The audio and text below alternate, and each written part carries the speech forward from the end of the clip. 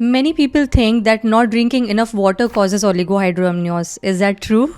Oligohydramnios, for our if you can just let our audience know what exactly it is. So oligohydramnios is basically decreased fluid collection around the baby. So baby is in the water bag. That fluid, when decreases, we call it as oligohydramnios, and that is nothing but the secretions from the placenta and mainly the baby's urine, which would happen only when you are taking a good protein intake, a good calorie intake, and good hydration. A decreased maternal water intake will cause oligohydramnios. There's Of a myth. no connection. Yes, no connection. Yeah.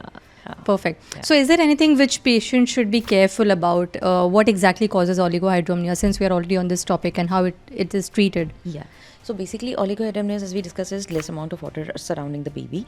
That happens whenever the blood supply to the baby is less, or baby is not getting adequate nutrition. Okay. So yeah, placental calcification, all thrombophilias, where the body has a tendency of forming the blood clot and blocks the blood supply to the baby.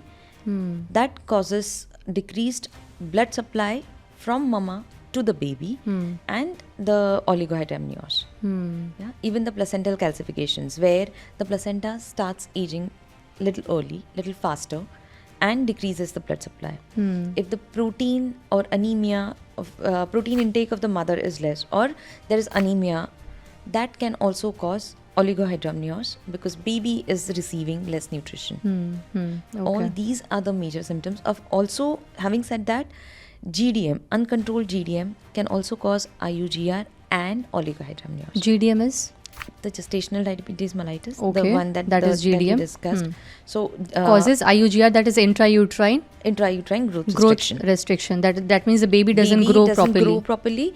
And there will be oligohydramnios as well. Most common causes would be hypertension in the pregnancy, or preeclampsia, diabetes in pregnancy, thrombophilias, anemia. All these would be the most common causes of IUGR, that is intrauterine growth restriction, oligohydramnios. And there would be, again, when all these, when we are facing all these challenges, there are chances that patient can land up in cesarean deliveries more.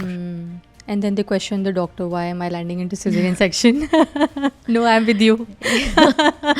I mean, yeah, when they are following the doctor, they would understand that they are whatever the doctor is doing is in the best intention. Med Talks by Dr. Anitha, making medicine more human.